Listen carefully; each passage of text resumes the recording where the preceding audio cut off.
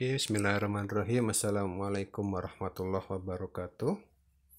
Yang saya sayangi dan banggakan mahasiswa-mahasiswi Perbankan Syariah 2020 dimanapun Anda berada, semoga sehat selalu dalam lindungan Allah, amin. Hari ini kita diskusikan mata kuliah ini yaitu metodologi studi Islam pertemuan ke-11, yaitu kita diskusikan pemikiran modern dalam Islam. Seperti biasa, sebelum kita awali perkuliahan, mari bersama-sama kita awali dengan sholawat Nuril Anwar dan doa awal perkuliahan. Mari dilantunkan bersama di tempat masing-masing. Allahumma sholli ala Muhammad.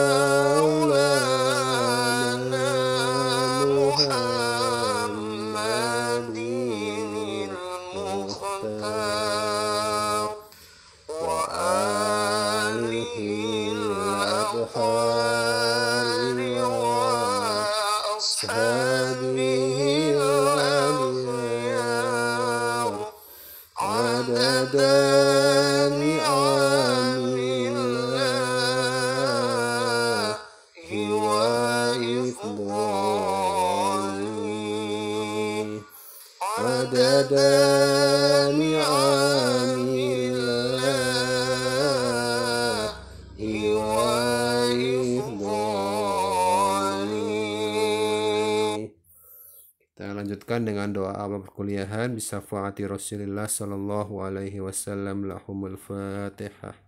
A'udzubillahi minasyaitonir rajim. Bismillahirrahmanirrahim. Alhamdulillahi rabbil alamin arrahmanir rahim maliki yaumiddin. Iyyaka na'budu wa iyyaka nasta'in ihdinas siratal mustaqim siratal ladzina an'amta 'alaihim ghairil maghdubi 'alaihim waladdallin amin. Allahumma salli ala sayyidina Muhammad wa ala ali sayyidina Muhammad walhamdulillahi rabbil alamin. Allahumma akhrijna min zulumatil wahmi wa akrimna binuril fahmi waftah lana abwabal ilmi wa zayyinna bil akhlaqil hasani. Rabbi zidni ilman nafi'a wa rizqan wasi'a halalan thayyiban mubarakah waj'alna min ibadikas sholihin birahmatika ya arhamar rahimin. Wa sallallahu ala sayyidina Muhammad wa ala alihi wa sahbihi ajma'in walhamdulillahi rabbil alamin. Oke, sekarang kita masuk pada pokok bahasan hari ini, yaitu pemikiran modern dalam Islam. Pertama, kalau kita lihat di sini secara bagannya, skemanya apa itu pembaharuan dalam Islam. Nanti kita bahas, kita diskusikan bersama, yaitu pengertian pembaharuan dalam Islam, kemudian persamaan dan perbedaan konsepnya antara pembaharuan dengan reinterpretasi, modernisasi dengan reaktualisasi, reformulasi, rekonstruksi dengan revitalisasi. Kemudian kita bahas juga latar belakang pembaharuan di dunia beserta beberapa tokohnya, baik itu dari masa Islam klasik, Islam pertengahan, hingga Islam kontemporer saat ini, hingga kemudian manfaat dari pembaharuan Islam ini. Oke, kalau kita lihat pertama makna pembaharuan atau secara istilah bahasa Arabnya disebut dengan tajdid, yaitu tajdid secara kebahasaan berarti pembaharuan, yaitu proses memperbarui sesuatu yang dipandang sudah usang, sudah lama, hingga diperlukan pembaharuannya, gitu ya. Maka tajdid dikatakan berasal dari kata al-tajdid, tajdidu, jadida, dan sebagainya. Maka didefinisikan sebagai menghidupkan ajaran Quran dan Sunnah yang kemudian banyak ditinggalkan umatnya saat ini. Kemudian memurnikan kembali pemahaman Al-Quran, pemahaman hadis-hadis Rasulullah, serta pengamalan agama Islam dari hal-hal yang tidak berasal dari Islam. Ini berdasarkan pemikiran ulama klasik Imam As-Shatibi. Kemudian kita lihat salah satu hadis Rasulullah bahwasanya an Abi Hurairah qala Rasulullah sallallahu alaihi wasallam, innallaha yab'atsu li hazihil ummati ala ra'si kulli mi'atin sanati man yujaddidu laha dinaha. Bahwasanya dari Abu Hurairah Rasulullah bersabda, sesungguhnya Allah sudah mengutus bagi umat Islam ini pada setiap penghujung 100 tahun seseorang yang akan menjadi pembaharu, yang akan memperbaharui agama Islam ini, gitu ya. Diriwayatkan oleh Imam Abi Daud. Maka kita lihat berikutnya yaitu konsepnya, apa itu tajdid, apa itu pembaharuan dalam Islam. Pembaharuan Islam ini pada dasarnya adalah upaya-upaya untuk menyesuaikan, yaitu apa itu paham keagamaan Islam dengan perkembangan terbaru yang kemudian timbul akibat kemajuan ilmu pengetahuan dan teknologi modern. Maka tajdid disebut juga dengan kata kerjanya yaitu mujaddid, yaitu upaya memurnikan agama, kemudian mencari jawaban atas persoalan baru.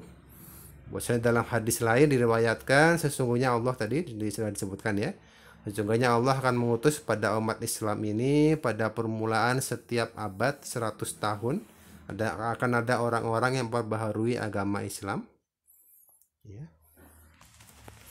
Maka kita lihat beberapa konsepnya dalam ilmu tajdid ini. Ada beberapa istilah, yaitu pertama pembaharuan. Pembaharuan Islam adalah upaya untuk menyesuaikan paham keagamaan Islam dengan perkembangan terbaru yang bisa ditimbulkan oleh kemajuan ilmu pengetahuan, kemajuan teknologi modern. Kemudian ada istilah berikutnya modernisasi, yaitu proses pergeseran sikap mental sebagai warga masyarakat untuk dapat hidup sesuai dengan tuntutan masa saat ini, gitu ya. Karena kita lihat di masa modern ini sudah terlalu banyak hal yang berubah. Perubahan terjadi setiap waktu, setiap menit bahkan dikatakan. Maka kemudian ada juga reformulasi, yaitu memperkenalkan lagi sesuatu yang baru yang bersifat pembaharuan. Kemudian ada revitalisasi, yaitu disebutkan proses cara menghidupkan atau menggiatkan kembali. Jadi kalau kita lihat revitalisasi alam, misalkan reboisasi, penanaman kembali hutan yang gundul, maka kemudian hal yang sama juga dengan agama. Beberapa hal yang sudah ditinggalkan, beberapa hal yang sudah melenceng dari syariat perlu diperbaiki, perlu direvitalisasi. Kemudian ada lagi rekonstruksi, yaitu dikembalikan seperti semula, seperti syariat awalnya bagaimana, itu kemudian yang diarahkan kembali. Ada juga reaktualisasi, yaitu perbuatan mengaktualisasikan kembali, yaitu nilai-nilai kehidupan masyarakat. Karena kalau kita lihat yang namanya nilai kehidupan masyarakat ini terus berkembang sesuai perubahan zaman, sesuai perubahan abad, waktu, teknologi, dan sebagainya. Ada juga reinterpretasi, yaitu menafsirkan kembali interpretasi yang sudah ada sebelumnya. Maka kita lihat di sini kemudian perbedaan dan persamaan konsep tadi, beberapa istilah tadi. Bahwasanya pembaharuan di sini artinya sebetulnya bukan hanya mengubah atau mengurangi ataupun menambah teks Al-Quran. Karena kalau kita lihat yang namanya Al-Quran dari zaman Rasulullah dahulu sampai akhir zaman nanti akan terjaga kemurniannya. Jadi nggak mungkin kita otak-atik, sudah sedemikian adanya, sudah dijaga langsung oleh Allah, gitu ya. Maupun teks hadis, melainkan hanya menyesuaikan pemahaman atas keduanya. Jadi kalau kita lihat kan sekarang juga banyak yang salah paham, gagal paham, istilah anak-anak zaman now ya. Gagal paham terhadap Al-Quran, terhadap ayat-ayat Allah, terhadap hadis Rasulullah, itu yang banyak terjadi. Maka kemudian di sini modernisasi, pertama modernisasi Islam dapat dikatakan sebagai sinonim dari pembaharuan tadi, tajdid tadi, karena maknanya lebih menyesuaikan dengan tuntutan dalam masa saat ini. Namun demikian modernisasi juga identik dengan zaman kebarat-baratan, Jadi kalau kita lihat namanya sekarang kan budaya begitu mudah diserap. Kita mau lihat lagu-lagu terbaru dari Amerika, kita mau lihat lagu-lagu K-pop terbaru gitu, dari Korea dan sebagainya, itu juga kita dengan mudahnya tinggal cari di YouTube sudah ada gitu ya. Maka demikian dalam konteks keagamaan kita juga perlu melakukan filterisasi budaya mana yang bagus yang bisa dijadikan tontonan, mana yang tidak ya. Kemudian revitalisasi tadi pada intinya di sini berbeda dengan pembaharuan. Kalau pembaharuan bersifat tidak mengubah tetapi penyesuaian dengan zaman. Sedangkan revitalisasi ini lebih kepada menggiatkan yang sudah ada tetapi belum tentu menyesuaikan. Tetapi bisa juga dilakukan setelah pembaharuan untuk membuat nilai-nilai Islam semakin hidup di masyarakat. Kalau kita ambil contoh sekarang dikatakan sudah sangat banyak tanda-tanda akhir zaman. Misalkan saja masjid-masjid dibuat demikian megahnya namun tidak ada isinya, kosong. Tidak ada jamaahnya, tidak ada kajiannya di sana gitu ya. Itu juga hal yang perlu dilakukan kembali, dihidupkan kembali. Kemudian reformulasi. Kalau dikatakan di sini istilahnya reformulasi yaitu mencari formula terbaru. Berbeda juga dengan pembaharuan yaitu pengembalian seperti semula, sedangkan pembaharuan menyesuaikan tadi ya. Maka ada beberapa makna berikutnya, rekonstruksi, reaktualisasi, dengan reinterpretasi. Oke. Jadi kita lihat di sini berikutnya yaitu apa sih yang menjadi latar belakangnya. Kenapa kok ada pembaharuan di dunia, apa perlunya, apa pentingnya, apa tujuannya. Pertama kita lihat di sini pada masa Islam klasik tahun 650 sampai 1250 Masehi. Yaitu dimulai dari meninggalnya Nabi terakhir, Rasulullah terakhir kita, Nabi Muhammad kita. Kemudian digantikan dengan para khulafa ar-rasyidin yang kemudian juga meninggal dunia. Hingga kemudian kekhalifahan yang berganti yang kita bahas di sejarah peradaban Islam. Dinasti Umayyah, dinasti Abaniyah, Abbasiyah, dinasti Utsmaniyah dan sebagainya. Kemudian jatuhnya dinasti Umayyah, adanya perang salib, perpecahan di kalangan umat Islam. Itu hal-hal yang memunculkan pembaharuan saat itu. Kemudian kita lihat lagi Islam pertengahan, yaitu disebutkan di sekitar tahun 1250 hingga 1800 Masehi. Ada beberapa hal latar belakangnya, yaitu pertama di sini Genghis Khan dengan pasukan Mongolnya membawa kehancuran bagi umat Islam. Mongol menghancurkan Mesir, kemudian peperangan Kristen dengan Islam di Spanyol, penghancuran Khalifah Islam, hingga kemudian kebangkitan pengaruh Barat. Itu hal-hal yang muncul di saat itu, sehingga munculnya tajdid saat itu terjadi karena hal-hal ini. Kemudian Islam modern, yaitu di sekitar 1800 Masehi hingga saat ini, ada beberapa hal, yaitu datangnya Napoleon Bonaparte ke Mesir membawa perubahan di sana. Kemudian Mesir menjadi bangkit, kemudian ada tokoh Muhammad Ali Pasha yang memulai pembangunan Mesir. Kemudian Muhammad Ali Pasha juga yang memulai tajdid di era ini, yaitu pembangunan dengan meniru Barat. Jadi kalau kita lihat dari budaya Barat juga ada hal-hal yang bisa diambil untuk Islam. Bagaimana ilmu-ilmu arsitektur, ilmu-ilmu bisnis, ilmu-ilmu sosial dan lain sebagainya. Ini ya. Oke, maka beberapa tokoh pembaharuan Islam saat itu dari Islam klasik, pertengahan hingga modern.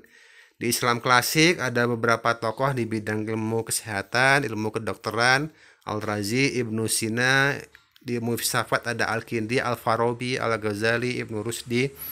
Di ilmu optik ada Abu Ali Hasan bin Al-Haytham. Di bidang astronomi ada Al-Fazari, Al-Farghoni, Al-Batani, Al-Biruni dan sebagainya. Kemudian muncul di Islam pertengahan tokoh-tokoh Ibnu Sina, Ibnu Rusdi, Al-Farabi juga. Hingga kemudian di Islam modern saat ini beberapa tokoh yang muncul seperti Muhammad Iqbal, Sayyid Ahmad Khan, Sayyid Qutb, Toha Hussein, Muhammad Abduh, Muhammad Rashid Ridho, Jamaluddin Al-Afghani di Turki dan lain sebagainya. Ini ya.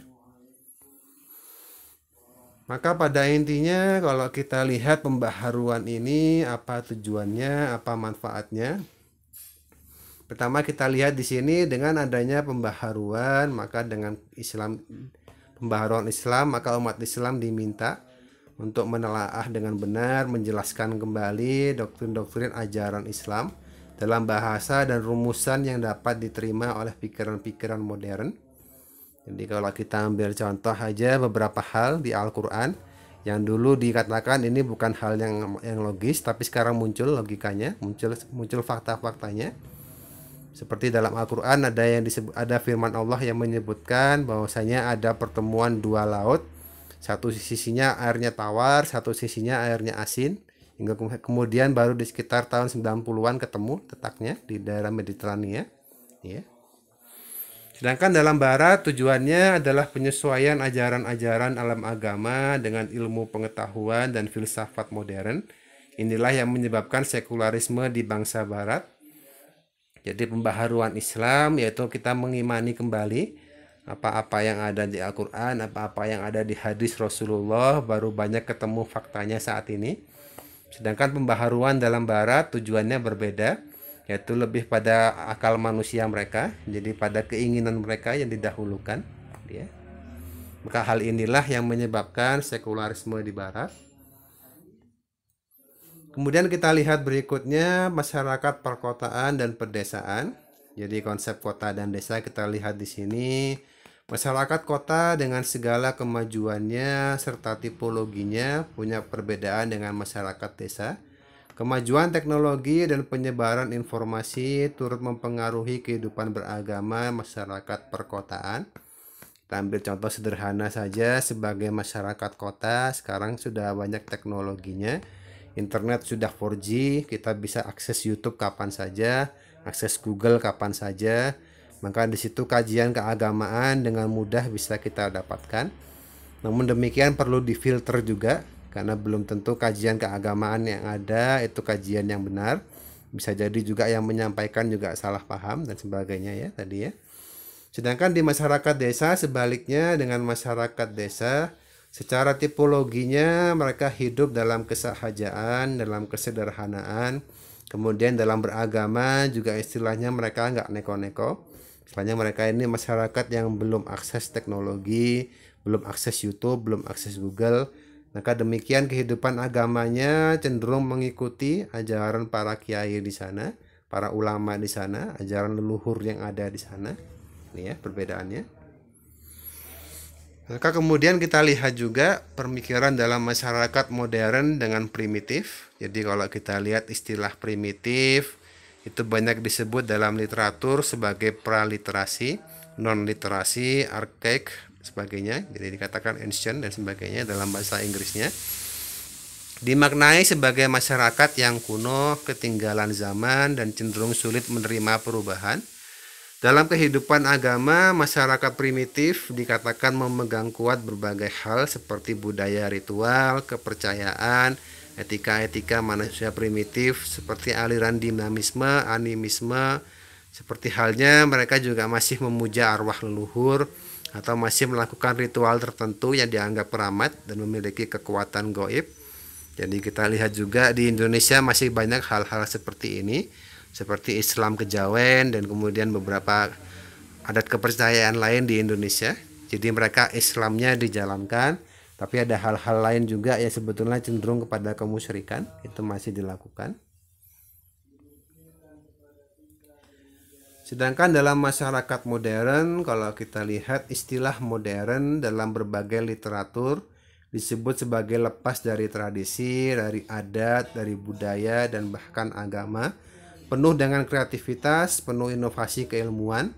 Maka kemudian dalam tataran lanjut, masyarakat modern ini dikatakan terbuka dengan perubahan teknologi, kehidupan sosial, ilmu pengetahuan, bahkan dalam beragama pun mereka juga cenderung sangat mudah berubah mengikuti perkembangan zaman, di mana masyarakat modern cenderung menggunakan logika dan melakukan perbandingan dalam segala hal, termasuk dalam kehidupan beragama.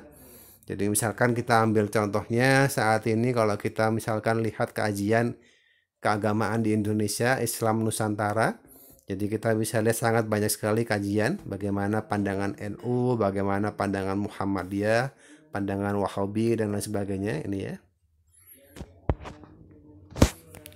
Maka berikutnya di sini kita lihat sekilas tentang dunia Islam pada masa modern. Jadi yang kita lihat masa pembaharuan bagi dunia Islam itu terjadi di tahun 1800 Masehi sampai sekarang. yang dimana tadi ditandai dengan adanya kesadaran umat Islam terhadap kelemahan dirinya dan adanya dorongan untuk memperoleh kemajuan dalam berbagai bidang, khususnya dalam teknologi dan pengetahuan. Maka kita lihat di sini pada awal masa pembaharuan, kondisi Islam secara politik ada di bawah penetrasi kolonialisme. Jadi yang kita pahami saat itu di era 1800-an itu, kita negara-negara Islam masih di bawah penjajahan bangsa barat. Indonesia iya, negara-negara di Timur Tengah pun iya.